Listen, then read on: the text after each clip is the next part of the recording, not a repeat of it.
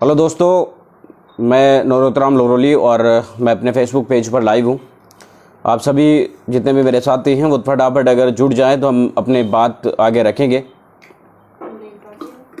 और इस मामले को लेकर, जिस बात को लेकर मैं लाइव हूँ वो आप सभी के ध्यान में होगी। आज सुबह से काफ़ी ज़्यादा सुर्खियों में, लेकिन आप लोगों को मैं बताना चाहता हूँ कि जो कांग्रेस पार्टी है वो राजस्थान में सत्ता में है और उसके बावजूद दलितों के ऊपर अत्याचार की घटनाएं राजस्थान में जिस कदर बढ़ी है, लेकिन दलित संगठन जो अपने आप को तथाकथित कहते हैं उनकी जिस तरीके से चुप्पी है वो काफ़ी ज़्यादा शर्मनाक है।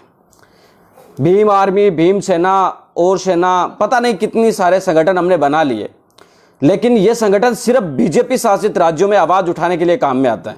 जब दलितों के ऊपर अत्याचार कांग्रेस शासित राज्यों में होते हैं तो उन पर कोई नहीं बोलता।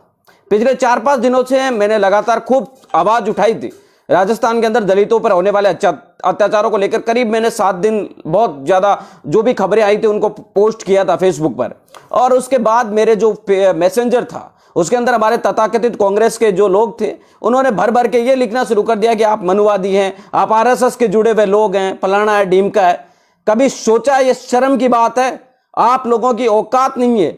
आप कांग्रेस पार्टी के खिलाफ बोलने से डरते हो, बीजेपी के खिलाफ बोलने से डरते हो। मुझे ना बीजेपी का डर लगता है ना कांग्रेस का डर लगता है। आज आपके पदाधिकारियों को पीटा जा रहा है, मारा जा रहा है, काटा जा रहा है, और 12 घंटे से ज्यादा वक्त हो चुका है। डेड बॉडी लेने के लिए भी आप लोगों को संघर्ष करना पड़ रहा है।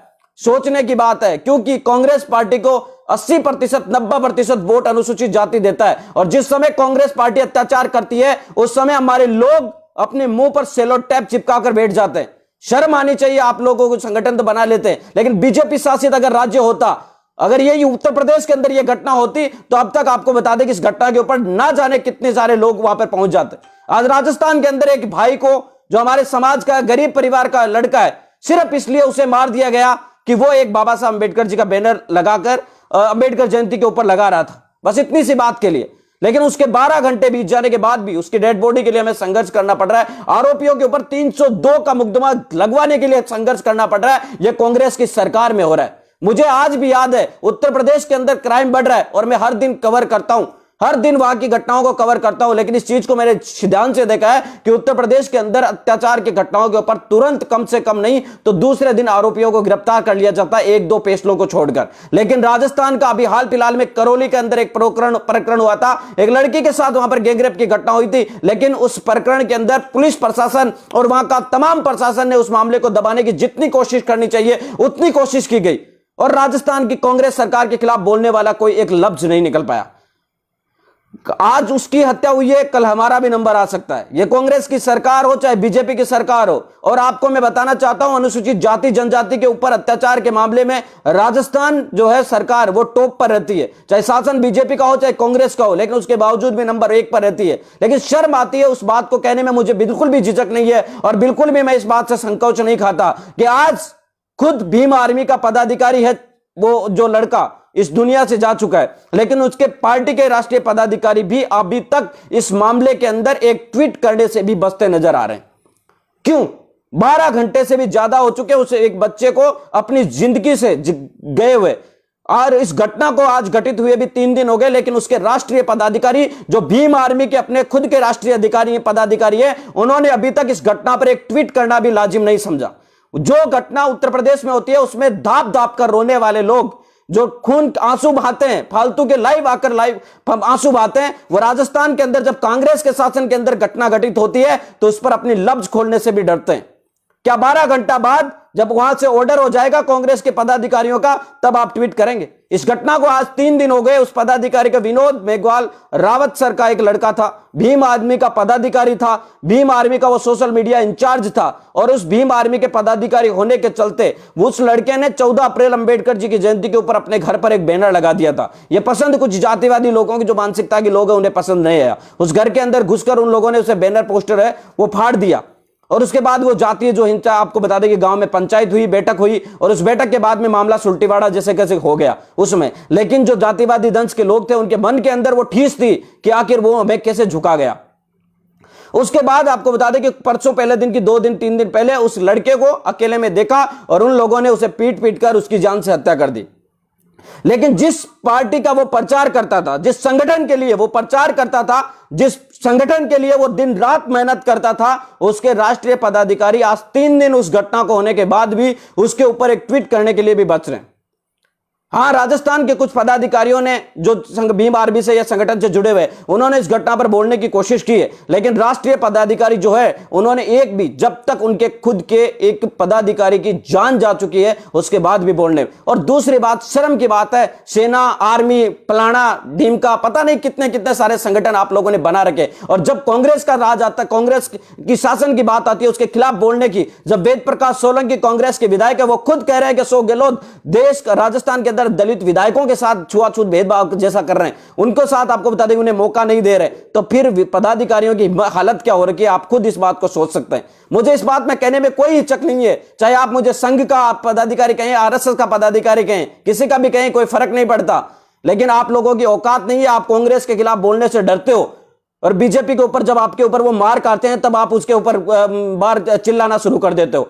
कम से कम आप लोगों को सोचना चाहिए, जब 90% वोट आप कांग्रेस पार्टी को देते हो, और मैं इस अपनी जिंदगी के अंदर एक तरीके से मैंने 18 साल होने के बाद अभी तक 3 बार वोट करने का मौका है, लेकिन ना तो कभी बीजेपी को ना कांग्रेस को मैंने कभी वोट दिया और ना ही भविष्य में कभी दूंगा। यह गारंटी के साथ है, चाहे निर्दलीय प्रत्याशी किसी के जिसके एक वोट आएगा उसको वोट दे दूंगा, लेकिन कभी कांग्रेस और बीजेपी को अपनी जिंदगी में वोट नहीं दूंगा। शर्म आनी चाहिए आप लोगों को। जब आपका पद, आपके परिवार के लोग मारे जाएंगे तब आप कहां जाएंगे? जिस दिन आप, जिस सेना के पदाधिकारी हैं, जो वो लोग अगर आपकी आवाज नहीं उठा सकते तो काहे के लिए आप बनकर बैठे हुए पदाधिकारी उनके अंदर? कम से कम आप लोगों को सोचना चाहिए इस बात को। कांग्रेस के खिलाफ बोलने से, अशोक गहलोत के खिलाफ बोलने से क्या आप लोगों की घस जाएगी? क्या आप लोगों के कुछ चवन्नी घस जाएगी? लेकिन सच बात तो यही है कि आप लोगों को चापलूसी करनी है संगठन बना कर उनके, बीजेपी कांग्रेस की, और यही वो वजह थी कि जिसकी वजह से मुझे संगठनों से किनारा करना पड़ा। नहीं, कोई एक समय था जब मैं भी पदाधिकारी था संगठनों का, जब महसूस ये हुआ कि हम आखिर में जाकर बीजेपी या कांग्रेस के साथ ही जाएंगे, तो अपने आप को इस चीजों से अलविदा कहना ही ठीक समझा। और आज ये कहता हूं, चाहे किसी भी सेना के या पदाधिकारी के जो नेता अपने आप को राष्ट्रीय पदाधिकारी कहते हैं, उनसे तो ज्यादा हिम्मत रखता हूं, और कांग्रेस पार्टी के विधायकों के जो तलवे चाटते हैं उनसे भी ज्यादा हिम्मत रखता हूं। किसी भी दिन अगर औकात पे बात आई तो जरूरत नहीं है इस चीज को, आप लोगों को समझने की जरूरत है। कब तक आप लोग ये सोचोगे या उसके खिलाफ पदाधिकारी, एक पोस्ट डालने से भी आपको डर लगता है कांग्रेस के खिलाफ, जब 90% आप कांग्रेस को वोट देते हो, जब बीजेपी के शोषण पर आप बोलने के आप हकदार नहीं हो, आप बीजेपी को एक वोट नहीं देते, तो फिर आप बीजेपी के शासन में होने वाले अत्याचारों पर बोलने के लिए हकदार नहीं हो। जिस कांग्रेस पार्टी को एक मुश्त आप वोट देते हो और उसके अंदर अत्याचार होते हैं, 302 की धारा लगवाने के लिए, एक मर्डर होने के बाद भी मर्डर की धारा लगाने के लिए भी आप लोगों को रोना पड़ रहा है सड़कों के ऊपर। एक गैंगरेप हुई लड़की को मेडिकल इलाज करवाने के लिए भी 3-3 दिनों तक अस्पताल के अंदर चक्कर काटने पड़ते हैं इस कांग्रेस की सरकार के अंदर, लेकिन किसी पदाधिकारी की या किसी पार्टी की या संगठन की हिम्मत नहीं है। एमएलए हमारे 58 के आसपास SC/ST के जीत कर गए, उनके तो कुछ कहना ही नहीं चाहिए, उनको तो कहने के वो लानत है उन लोगों को पदाधिकारी, और उन लोगों के जब जन्मदिन आते हैं तो उन्हें फायर ब्रांड, पता नहीं किस किस नाम से, शेर, दबंग शेर, वहां का शेर, यहां का शेर, ये कह करके आप उनकी पोस्ट डालते हो फेसबुक पर, और जिस समय बोलने की औकात होती है तो वो शेर, मेमने और भेड़िया या बकरी से भी कम नजर आते हैं। हद हो गई है। एक पदाधिकारी के, आप लोगों की पार्टी के पदाधिकारी, संगठन के पदाधिकारी की मौत हो जाती है और उसके बाद बोलने वाला नहीं है। आम गरीब आदमी जो दलित समुदाय से आता है उसके खिलाफ बोलने वाला, उसके लिए बोलने वाला कौन है इस समाज के अंदर? 5-7 दिन मैंने पोस्ट डाली थी फेसबुक पर, और मैं आपको कह रहा हूं मेरे मैसेंजर को उठाकर देखिए, 7 दिन के अंदर मैंने कांग्रेस के खिलाफ पोस्ट डाली थी 7 दिन पहले। उस दिन 7 दिनों के अंदर मेरे फेसबुक के अंदर मेरा मैसेंजर भर गया था कांग्रेस के लोगों से। कांग्रेस के लोग मुझे कभी बोलते हैं संघ के पदाधिकारी हो, आप बीजेपी से जुड़े हो, हमने सोचा आप अंबेडकरवादी हो, हमने सोचा ये सोचा था वो सोचा। आपके सोचने से कुछ कहने की जरूरत नहीं है। बाबा साहब अंबेडकर ने कांग्रेस का सबसे ज्यादा विरोध किया था, और बीजेपी का भी मैं उतना ही विरोध करता हूं, मुझे कोई फर्क नहीं पड़ता बीजेपी कांग्रेस से। लेकिन आप जब कांग्रेस और बीजेपी, अत्याचार के लिए आपने संगठन बनाया है, अत्याचारों के खिलाफ आपने संगठन बनाया, और अत्याचार होने के बाद भी आप नहीं बोल पाते, तो ऐसी दुकानों को आप लोगों को बंद कर देना चाहिए। किसी की हद नहीं है, आप लोगों को संगठन चलाने की कोई जरूरत नहीं है। जिस संगठन को आपको बेचना है आखिर में ले जाकर चुनाव के अंदर, उस चुनाव को आप चाहे आज बेचे या कल बेचे, उससे कोई फर्क नहीं पड़ने वाला। एक पदाधिकारी की, जो संगठन का पदाधिकारी है, उसकी मौत हो जाती है, उसको पीट कर लोग मार दिए जाते हैं, 3 दिन इस घटना को हो जाते हैं, लेकिन उसके राष्ट्रीय पदाधिकारी एक ट्वीट करने से भी बचते हैं। क्या आप सोचते हैं उन पदाधिकारियों के वो आपको हकीकत में इंसाफ दिलाएंगे? राजस्थान के अंदर दलित महिलाओं के ऊपर अत्याचार की घटनाओं पर मैं कहता हूं राजस्थान नंबर 1 है। रेप मर्डर जैसी महिलाओं के ऊपर अत्याचार के मामलों में एनसीआरबी के आंकड़ों के अनुसार राजस्थान नंबर 1 है। लेकिन एक घटना बता दीजिए, एक मामला बता दीजिए जिसके अंदर आपने हाथरस जिस तरीके से उत्तर प्रदेश में घटनाक्रम हुआ था उस तरीके से यहां पर आवाज उठाई हो। अगर डांगाबाज कांड उत्तर प्रदेश जिस तरह बीजेपी के समय हुआ था इसलिए लोगों ने आवाज उठाई, अगर यही घटनाक्रम आज की तारीख में यहां पे होता राजस्थान में तो आप लोग एक बोलने वाले भी नहीं थे। कितनी बड़ी बड़ी घटनाएं, एक दिन ऐसा नहीं निकलता जिस दिन राजस्थान में घटना नहीं होती। हर दिन राजस्थान में करीब 3 से 4 घटनाएं अनुसूचित जाति जनजाति के ऊपर अत्याचार की सामने आती है। लेकिन उसके बावजूद भी राजस्थान के अंदर कांग्रेस के पदाधिकारियों की तो छोड़ो, वो तो गहलोत की वैसे भी जिंदाबाद करेंगे, लेकिन जो संगठन बना रखे हैं वो भी वो आपको बता दें कि जननायक जिंदाबाद जिंदाबाद के ही नारे लगाते हैं। अरे काय का जननायक, जिसको जो आप लोगों की सुरक्षा नहीं कर सकता, ऐसे पदाधिकारियों को या ऐसे मुख्यमंत्रियों को मुख्यमंत्री पद पर रहने की कोई जरूरत नहीं है। मैं कहता हूं अशोक गहलोत को इस्तीफा दे देना चाहिए। किसी भी इस राजस्थान की सरकार, इस बार जो राजस्थान की सरकार बनी है वो सिर्फ और होटलों से और अपनी सरकार बचाने के लिए सरकार चल रही है। वो न तो आप लोगों के लिए आपके हितों के लिए, न जनता के हितों के लिए और न ही दलित पिछड़े आदिवासियों के ऊपर होने वाली हिंसाओं के लिए बनी है। इस बार आपको बता दें कि राजस्थान के अंदर सिर्फ और सिर्फ अशोक गहलोत अपनी जिंदगी के अंदर 5 साल, पूरे 5 साल आपको मैं बता रहा हूं, सिर्फ अपनी सरकार बचाने के लिए जुगत में लगा रहेगा। इसके अलावा और कोई भी काम किसी भी प्रकार का 1% भी नहीं होगा। दूसरी तरफ कल परसों एक कांग्रेस का लड़का था, वो हमेशा इतनी सारी पोस्टें डालता है फेसबुक पर, मैं काफी ज्यादा इंटरेस्ट भी नहीं लेता। वो बोलता है कि वैक्सीन के मामले में राजस्थान नंबर 1 है। अरे वैक्सीन किसके लगवानी है? वैसे भी हमारे साथ तो भेदभाव और छुआछूत इस तरीके से हो रहे हैं, हमें क्या वैक्सीन का लेना है? अच्छा मुझे लगवानी नहीं है इस तरह की वैक्सीन है। लेकिन जहां हमारी जान जा रही है उस वैक्सीन से, छुआछूत और जातिवाद से जितने ज्यादा लोगों की मौत हुई है उससे भी कम लोगों की मौत कोरोना वायरस से होती है। जितने लोग अनुसूचित जाति जनजाति के लोग, जितने अनुसूचित जाति जनजाति के लोग जातीय हिंसा के शिकार हो जाते हैं, उतनी वैक्सीन या कोरोना वायरस से भी नहीं मरे। इतने लोग भी आपको बता दें कि कोरोना वायरस से नहीं मरे। कोरोना वायरस से मरने वालों की संख्या कम होगी, जातीय हिंसावाद से मरने वालों की संख्या ज्यादा है। एक घटना के अंदर जैसलमेर में 5 लोगों को पीटो, हनुमानगढ़ गंगानगर के अंदर 10 लोगों को पीटो, राजस्थान के जयपुर में 3 लोगों को पीटो, नागौर में 1 को पीटो। ये बस हमेशा हर दिन ये घटना आ रही है। इतने तो कोरोना वायरस कोविड-19 से भी नहीं मरते। काहे की वैक्सीन लगा रहे हो आप? और हमारे पदाधिकारी बना के संगठन, कभी पता नहीं कितने सारे तो हमने संगठन बना लिए। आज खुद को सोचना चाहिए, हम खुद को सोचना चाहिए। जिस लोकतंत्र को बचाने के लिए हमारे खुद के संगठन ये कह रहे हैं, हमारे संगठन यहां पर पदाधिकारी बन के जाते हैं, वो पदाधिकारी खुद एक तरीके से लोकतंत्र को नहीं बचा पाते और हम बात करते हैं लोकतंत्र को बचाने की। यहां पे एक संगठन का साथी है करुणा सिंह निबाल, उन्होंने कमेंट किया कि सत्यवान जी, बिल्कुल बात सत्यवान जी है, मैं इस बात को मानता हूं, लेकिन सत्यवान जी राष्ट्रीय पदाधिकारी नहीं है पार्टी के। आज जिस मामले को 3 दिन संगठन को हो चुके हैं, एक पदाधिकारी को मारा जा रहा है, एक संगठन के पदाधिकारी मारा जा रहा है, उसके बावजूद भी आप लोग नहीं बोल पा रहे हैं, तो फिर आपको संगठन या पदाधिकारी नहीं चलाना चाहिए संगठन। काहे को न्याय दिलाएंगे हम? किसको न्याय दिलाएंगे? एक संगठन की बात नहीं है यहाँ पे, किसी एक की नहीं कह रहा मैं। क्यों भीम आर्मी का पदाधिकारी मरा तो वो किसी दूसरे को आवाज नहीं उठानी चाहिए? अरे वो आप लोगों के समाज का भी लड़का है। एक समाज का लड़का खोया तो दूसरे संगठनों को भी कम से कम आवाज उठानी चाहिए। और आपको बता दूं, वहां पर बीजेपी का SC/ST मोर्चा के प्रदेश अध्यक्ष कैलाश जी मेघवाल जी वहीं पर बैठे हैं अभी। तो इसका मतलब ये नहीं है कि वो वहां पे सब वो आए, अच्छी बात है, उनका स्वागत है, बीजेपी के पदाधिकारी हैं, लेकिन पार्टी के भी साथ साथ। लेकिन जिस संगठन के लिए वो दिन रात हम मेहनत करते हैं, जिस समाज के लिए हम दिन रात भागते हैं, उनके संगठनों को बोलने के लिए भी आपको बता दें कि शर्म आती है इस लोगों। काहे का आप संगठन चलाते हैं, काहे का पदाधिकारी बन बैठे?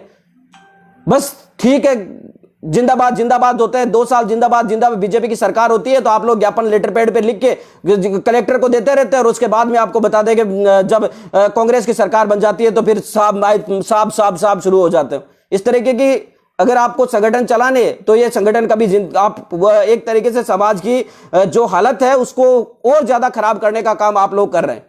क्योंकि हिंसात्मक ये जो आज घटना हुई है, इस घटना के पीछे कहीं ना कहीं एक चीज और सोचने की जरूरत है। क्योंकि उस लड़के के मन में अगर वो भीम आर्मी से जुड़ाव नहीं करता या भीम आर्मी से वो जुड़ता नहीं, तो उसके मन में इस तरीके के ख्याल नहीं आते, वो नहीं करता, तो शायद उसके पास इस तरह की घटना नहीं होती।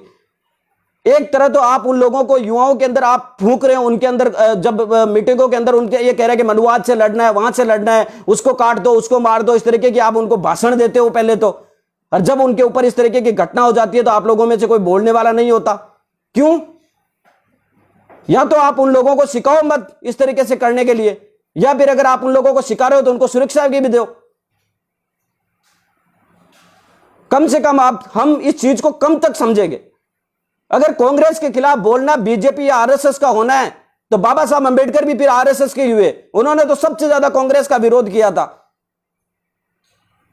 लेकिन शर्म आती है, दुख होता है कि एक पढ़ा लिखा लोग भी ये नहीं समझ पाता कि हमारे हितों की रक्षा कौन करेगा।